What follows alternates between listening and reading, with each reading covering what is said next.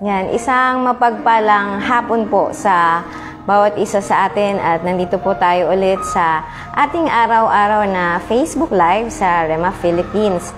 At kahapon po ay nagturo si Pastora Yen at ang topic niya po ay when the Creator of the universe calls you to serve Him, do not make His creation as an excuse not to obey Him.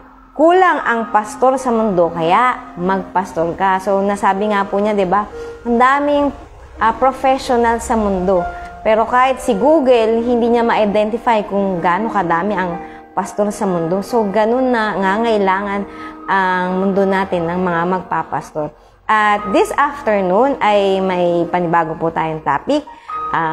Sabayan niyo po akong basahin. Makipagbukasan po kayo sa akin dito sa Mark 11, verse 25 hanggang 26. Ang sabi niya po dito, kapag kayo'y nakatayo na nananalangin, magpatawad kayo kung mayroon kayong anumang laban sa kaninuman, upang patawarin kayo sa inyong mga kasalanan ng inyong Ama na nasa langit. Ngunit kung hindi kayo magpapatawad, hindi rin kayo patatawarin sa inyong mga kasalanan ng inyong Amang nasa langit. So, dito po ang binabanggit ng binasa natin. So, ang topic po natin sa hapong ito, sabi niya, forgiveness gives you the assurance that your prayers will be answered. So, tayo pong lahat ay may mga panalangin tayo sa Panginoon. At kung minsan mapapaisip tayo, bakit hindi natin nakukuha yung katugunan sa panalangin na atin? Maaring may mga bagay kasi na naghihinder sa atin kung ba't di natin matanggap yun. At ang isang reason ay dahil dun sa unforgiveness natin. At ano nga ba yung forgiveness? Kadalasan kasi tayo po mga Kristiyano, maaring hindi naman tayo nagko-commit ng kasalanan na uminom, magbisyo, na sabi natin magsusugal ka. Pero kadalasan, mga Kristiyano, ang nakukumit nating kasalanan ay yung unforgiveness. At base nga po dito sa binasa natin, na kung meron man tayong nakikita o nararamdaman o alam natin na sa sarili natin, ay meron tayong mga kakilala or kapwa natin na meron tayong something na hindi pagkakaunawaan. Sabi nga niya dito o alitan, sabi niya, matutunan muna nating magpatawad. At ano nga ba yung forgiveness? Base po dito, sabi niya, forgiveness, sabi niya, is the intentional and voluntary process by which one who may have felt initially wronged, victimized, harmed, or hurt goes through a process of changing feelings and attitude regarding a given offender for their actions. So sabi niya nga po dito, intention mo bilang tao at ikaw mismo, kusa mo na dadaan ka sa proseso na yung pakiramdam mo towards sa tao na yun, or sabihin natin yung character mo o attitude mo dun sa tao na yun, ay payag ka na daanan yung proseso na mabago yun.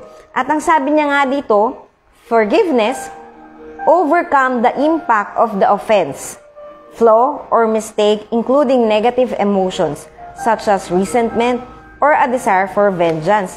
So, sa madaling sabi niya dito, yung naramdaman mo na ikaw ay offended or sabihin natin nasaktan ka. At minsan may mga tao naghahangad silang gumanti. Pero ang sabi niya, ang forgiveness ay dinadaig mo yung mga negative emotions na yan at mas pinipili mo na magpatawad.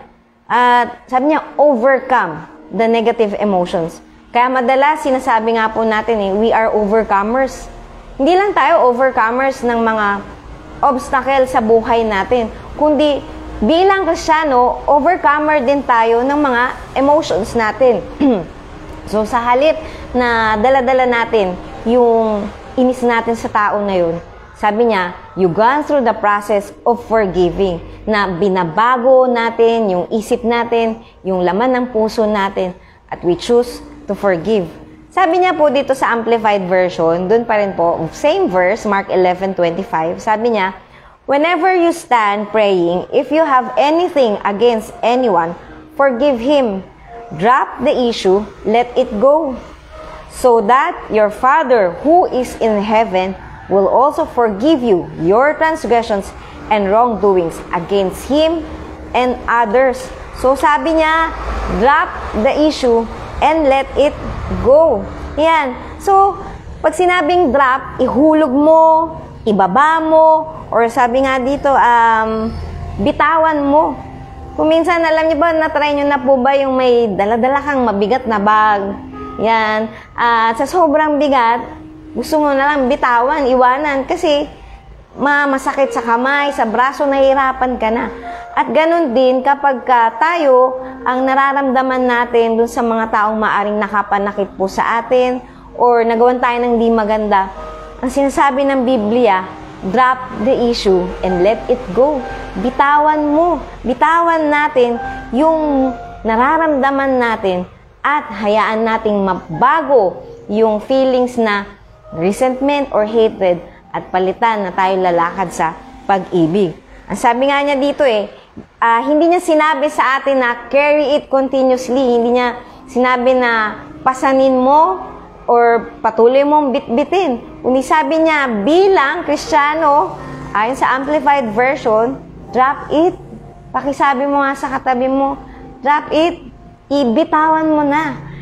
Kasi kung patuloy nating dadalhin yung mga inis, samaan ng loob or tampo, sabi nga dito sa binasa natin, ito yung magiging dahilan kung bakit tayo po ay hindi patatawarin ng Panginoon at yung mga kahilingan natin sa Diyos ay hindi natin matatanggap. Naalala ko po, may mga pamangkin ako. So, sa side ng ate ko, may dalawang babae. So, may isang ate, may isang bunso. So, itong pamangkin kong isa, medyo masungit siya dun sa bunso. So, nag-aaway silang ganyan. Naririnig ko nag-aaway silang ganyan. Ngayon, itong ate, yung pamangkin ko po, yung ate na to, meron siyang nire-request sa kapatid ko. Ngayon, dahil narinig nga po ng ate ko na nagtatalo silang magkapatid, sabi ng ate ko, alam mo, sa halip na ibigay ko sana sa'yo, yung hinihingi mo, hindi ko ibibigay sa'yo. Hanggat hindi kayo nag-aayos ng kapatid mo. Tingnan niyo po, no? Alam ng ate ko na hindi niya pwedeng ibigay yung kahilingan ng pamangkin ko dahilan dun sa alitan nila. So, towards the day naman, hindi naman natapos yung gabi, nagsurihan naman sila. Yan. So, sa madaling sabi, nakuha nitong pamangkin ko yung kahilingan niya. Bakit? Kasi nag-ayos sila. At ito po sa ating lahat, kung gusto natin na maging matagumpay or sabihin natin punong-puno tayo ng answered prayers, maaring ito na yung susi para matanggap natin. Isa sa mga susi para matanggap natin yung kahilingan, yung alin? Yung forgiveness sa bawat isa sa atin. At kapag nakita ng Diyos na tayo ay mayroong daladalang inis o tampo dun sa kasamaan natin or kakilala natin. Alam niyo po, nagkakaroon tayo ng sabit. Sa Old Testament, kapag sila po ay nag-offering, naalala po natin, di ba? Bawal silang mag-offer ng may flaws, yung kambing or tupa, kundi kailangan perfect yan. Walang bahid, walang dungis. At tayo, kung sa Old Testament, nire-require ng Diyos na yung offering nila ay perfect, sa atin, kapag tayo po ay lumalapit sa trono ng Diyos, nananalangin tayo, in-offer natin yung sarili natin, yung pagsamba natin sa Panginoon, hinahanap din ng Diyos sa atin yung wala kang bahid ng inis or galit. Kaya nga sabi niya po dito, anumang laban sa kanino man, sabi niya, patawarin mo muna. Kasi kung dala-dala natin sa pag-pray natin, minsan mag-worship tayo sa Panginoon, nararanasan natin, bakit parang ang layo ko sa Panginoon? Bakit parang hindi ko maramdaman ang presensya ng Diyos? Pero maya-maya, i-reveal ng Lord sa'yo, anak, kasi kailangan palagpasin mo yung ginawa sa'yo. At alam niyo po, meron dito, nabasa ko sa book ni Kenneth Hagin, patungkol sa, ang topic po niya ay about love. Sabi niya, meron siyang isang kasamahan sa church, kakilala niya itong tao na to. Ginagawan siya ng, kumbaga sinisiraan siya, ginagawan siya ng kwento. Ang sabi nitong tao na to, na tuwing 4 o'clock ng madaling araw, ay meron po siyang katagpo. Ngayon, alam niyo po, sabi ni Kenneth Hagin, sa halip na magalit siya o mainis dun sa naninira sa kanya, Sabi niya, humagalpak siya ng tawa. Sabi niya ganyan, bakit ako maiinis dun sa tao na yun? Una sa lahat, sabi niya, hindi ko hayaan na meron akong inis sa kahit na sino mang tao. At pangalawa, sabi niya, kinakausap niya po yung taong naninira sa kanya. Sabi niya, bakit hindi ako matatawa? Sabi niya ganyan, sinong tao ang makikipagtagpo ng 4 o'clock a.m. na madilim? So, natatawa siya. Pero sabi niya ganun, gaano kahalaga na magkaroon tayo ng forgiveness sa kapwa natin. Kasi kung mas hahayaan po natin na manaig yung negative emotions natin o yung mga halong-halo nating pakiramdam na pagtatampo, yan hindi naman lahat nagsimula sa galit Kundi minsan yung simpleng tampo. Pero sabi niya, kapag napalagpas natin yan, sabi nga niya sa verse 26, ngunit kung hindi kayo magpapatawad, hindi rin kayo patatawarin sa inyong mga kasalanan. Sa The Passion Translation nga, sabi niya, you will not be released. Hindi ka mapapakawalan yan. May mga tao po, alam nyo, dati meron kaming nasharean, galit na galit siya sa isang tao. At sabi kong ganun, nasan na po yung tao na yun na gumawa sa inyo ng masama? Sabi niya, patay na. Matagal nang patay yung tao na yun. Imagine na itong tao na to na ginawa ng hindi maganda, for several years ay wala na yung gumawa ng di maganda sa kanya, patayin na, pero yung dala niya pa rin yung inis niya, yung kanyang galit sa tao na yun ay patuloy niyang kinikip o hinohold niya. Kaya nga, ang pagpapatawad ay isang desisyon na araw-araw nating gagawin.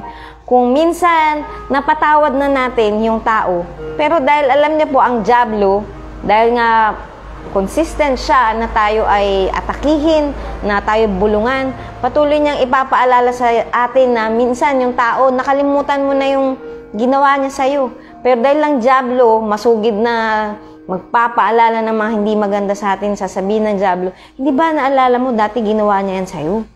Ngayon, minsan biglang parang yung silakbon ng inis, mararamdaman mo na naman Pero ito ang pagpapatawad ay everyday na gagawin po natin. Kaya nga sabi ni Pedro, gaano ko kadaming beses patatawarin ang isang tao?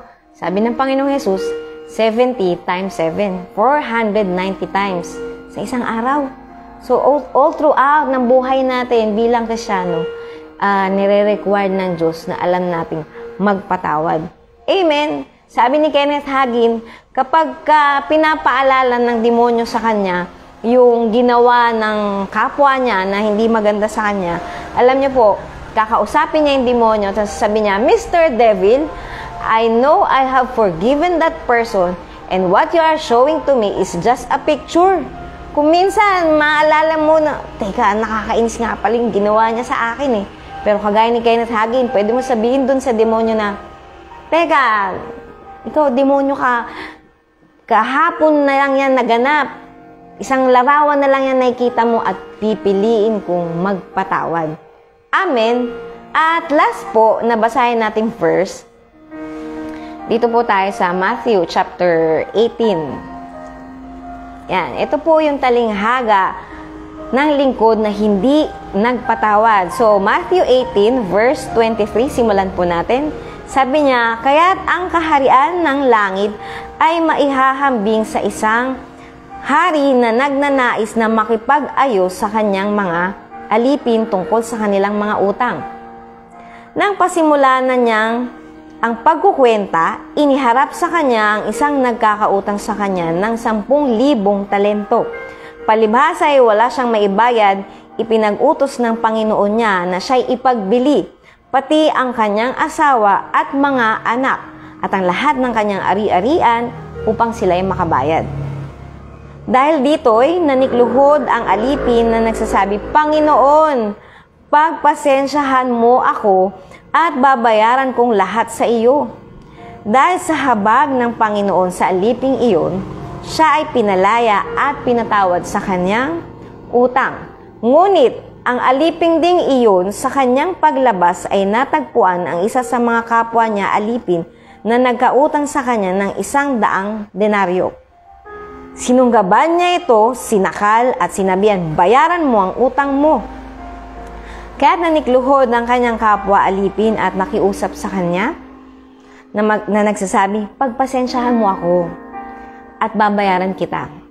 Ngunit ayaw niya. Siya'y umalis at ipinabilanggo ang kapwa alipin hanggang sa mabayaran nito ang utang. Nang makita ng mga kapwa alipin ang nangyari, sila ay labis na nabahala. Umalis sila at isinumbong sa kanilang Panginoon ang lahat ng nangyari. Kaya't ipinatawag siya ng kanyang Panginoon at sinabi sa kanya, ikaw na masamang alipin, ipinatawad ko sa iyo ang lahat ng utang na iyon sapagkat nakiusap ka sa akin. Hindi ba dapat kang nahabag sa iyong kapwa alipin kung paanong nahabag ako sa iyo? At sa galit ng kanyang Panginoon, ibinigay siya sa mga tagapagparusa hanggang sa magbayad siya sa lahat ng kanyang utang.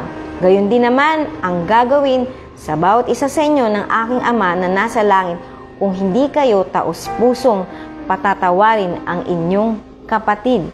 So tingnan nyo po ang pagkakautang nung alipin ay 10,000 talents. So sinetch ko po, ang isang talent, ang equivalent niya ay 15 years na sahod. Isang talent lang po yun 15 years, imagine. Pero yung 10,000 talents, ang equivalent po nito ay 160,000 years na sahod. So ibig sabihin kahit 160 years kang magtrabaho, kulang yung buhay mo. Amen. At sa madaling sabi po, yung 10,000 talents na pagkakautang nitong alipin na to ay imposible niyang mabayaran kasi hindi naman naabot ng 160,000 years ang buhay ng tao.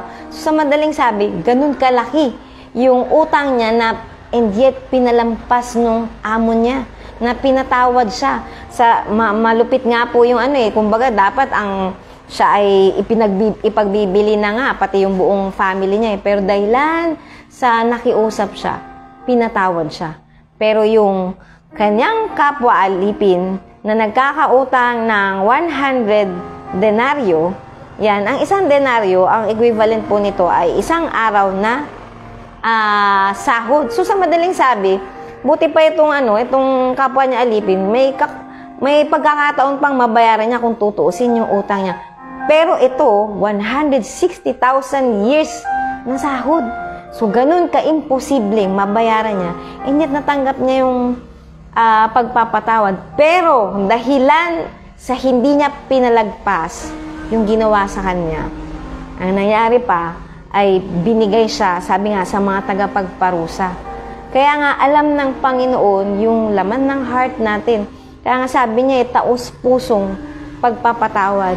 At gaya nga po na nasabi ko, bilang Kristiyano, tayo ay nire-require ng Panginoon. Gaano man kasakitan. Maring sabihin natin, di mo naman alam gaano kasakit yung ginawa sa akin Maring magkakaiba tayo ng naranasan, na-offend tayo or what.